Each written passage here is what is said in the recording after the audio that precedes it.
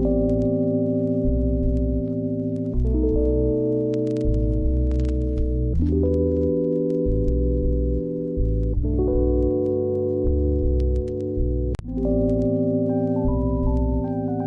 just out here with my sister. We're having a Saturday afternoon walk. How are you, Martina? I am fantastic. I'm in nature, in my happy place, and I'm feeling very chilled, very zen after a long week. Yeah, it has been a long week, hasn't it? Yes. Busy. But it's just nice to take some time to pause and reflect and to chill out. Yes. Especially with having such busy lives and busy jobs and all of that. So yeah. Yes. It's about resting, resetting in order to rise for the week ahead. And it just reminds me that last week we had our Rest, Reset and Rise Wellness Women's. So here I am doing the weekly grocery shopping, ready to get in the kitchen with some healthy meals this week. I brought myself to the gym and was just doing some stretching exercises, helping my body to relax.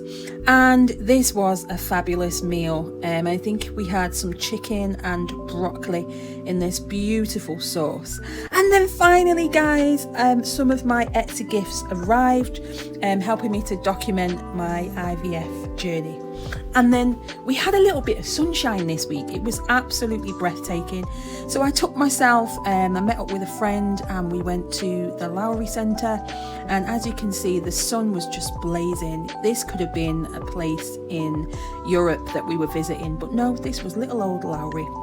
And then I needed some R&R time as well. So I took myself to the hair salon and had a wonderful time relaxing. Hey guys, welcome back to my channel. My name's Nicola and this video series is all about my journey to motherhood.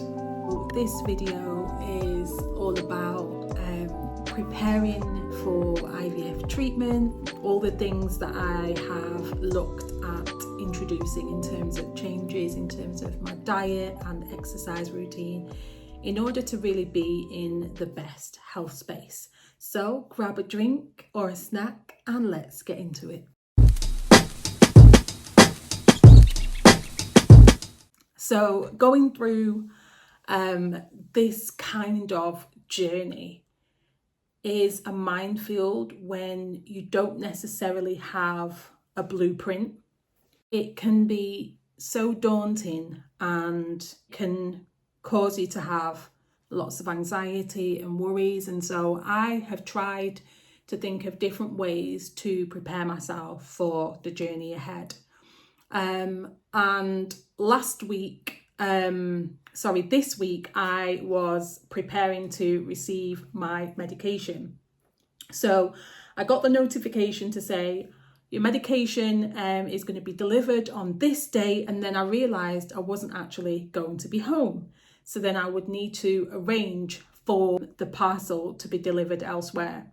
Now, for those of you who haven't started your journey yet, one of the things you realise is that the medication, half of the medication has to be refrigerated immediately. And so somebody has to be available to receive the parcel. So I had to quickly arrange with some neighbours if they could collect or receive my parcel delivery. So I'd arranged this, I think on the Thursday or the Friday, was thinking about it all weekend, was trying to make space in my fridge and all of that. And then the Monday came and it was meant to be delivered on Monday. Guys, I had the most stressful few days that you would ever imagine. So basically, the delivery driver had delivered it to my home address rather than the address that I'd put on the system as the delivery address. I've never been so upset in my whole life about a parcel not being delivered. I was literally beside myself. And I think it was the emotions of this whole journey being so hard anyway. And then you deliver it to the wrong address. So then we had to pay a £15 re-delivery fee. £15 might not sound a lot to many people, but when you just want the parcel, you just want your medication, it was a lot. So that was really quite stressful. And so I had to rearrange the delivery, and my neighbour was then not going to be available that day. And so the only thing I could think of, because I travel a lot for work, was if I could get it delivered to the chemist. And so I called the chemist and asked if they would be able to receive this medication, gave them the instructions, it needs to go inside the refrigerator, etc. And they were happy to receive that. So the day comes for the medication the next day. And I call them just to check you have the right address for the chemist, you know who's going to be receiving it, etc. Said, yeah, we've got right details, Mrs. Scott, that's absolutely fine. So then I speak to them again and find out that there's a delay with the delivery. Now, in the midst of all this, hubby, ironically, is off work. He went into work and was told that actually you need to take your annual leave, and therefore he was off work. And so hubby said that he could be home to receive the delivery, but of course this delivery is now going to the chemist and you can't change it. Otherwise you're going to incur another delivery charge because it's a change of address. So my wonderful husband, bless him, we then found out that the time of delivery was between 1 and 2 o'clock. And this time was also the time that the chemist is on an hour lunch break. You cannot make this stuff up. I mean, you know, when you're just like, does someone not want me to receive this medication or what? I was just, it was a lot. And you just want things to go the way they're supposed to go. And so hubby decides that he's going to go and stand outside the chemist and wait for this delivery driver so that we don't miss the delivery. And this was one of the coldest days in January, and my poor husband was stood outside waiting. I called them and I said, are they on their way? They said, there's actually a delay now. And so we don't know when they're going to arrive because I've tried to call the driver and the driver is uncontactable. You can't make this stuff up. Anyway, the driver arrived 1 minute before 2 p.m. Remember I said the chemist closed from 1 till 2. So if my husband was not stood outside the chemist at that time, we wouldn't have got the delivery. It was a lot. It was a lot. I'm still recovering. And so we received that. But in the mix of all that, we did receive some IVF stationery that I'd ordered. So I'd ordered this beautiful, I hope you can see it, IVF journal, which is beautifully crafted, and it's by Martha Brooke. I'll link it in the video. This is not an ad or anything, but I absolutely love it. The texture, the packaging, the detail is just absolutely beautiful. And this is actually gold metal as well, with the binder as well. It's just beautiful. It's personalised with mine and hubby's initials, or you can just have it as your own if you're on doing the journey alone. It's just got lots of useful information. You can put your clinic details in there. You can put, and then it's got a lovely note from the author. It asks you for personal details about you and your partner. It goes through all the steps of IVF, and it gives you lots of space to write notes, so like your initial consultation, meet your nursing appointment, all those important dates you get to put down in this journal, and I absolutely love it. So that was one thing that I would highly recommend. And I've been really spending time journaling my thoughts and this journey because it's so unique and it's so different to anything else you'll experience. And I want to remember this journey. I don't just want it to just be rushed and like it, you know, I want to remember it, and it's important and it's special to me. And so also when you start your medication and your treatment, it's got a calendar for you to put in all the details of the medication you're prescribed, how much you're meant to take, and what you need to do, all of that, pre-egg collection and transfer. It's got everything you need, it has it in there. I also got these first milestone cards, and both of these I got from Etsy actually. And just really, I think it's really important when you're on a journey like IVF, I think it's really important to document your journey in whatever way that suits you. It's brought a lot of calm and a lot of peace for me just having this space to do this. And so this one is the start of your journey. And so I've been sharing some of these on my other social platforms. Injection time. First stims, and literally every milestone that you're going to go through on this journey, it allows you to share that, and that might be shared on your social media, it might be shared with friends and family, or it might just be for you down the line. So it's been a week of lots of things. So I came on my period this week.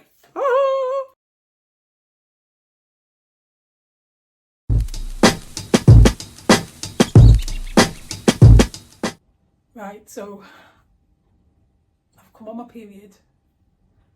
Well, it kind of started a bit last night, and now I've just been to the bathroom. I know TMI, but it's actually here. And basically you have to be in your full flow, not like spotting, to make your medication request, your treatment request, sorry. So I've just come downstairs and I said to my husband, I told him what happened. I said, I'm scared to send the request in the app, in the Salve app.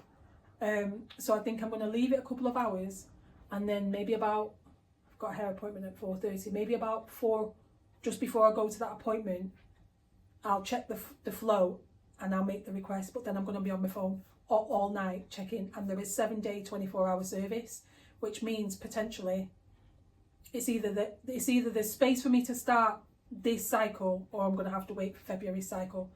And yeah, try not to be stressed out.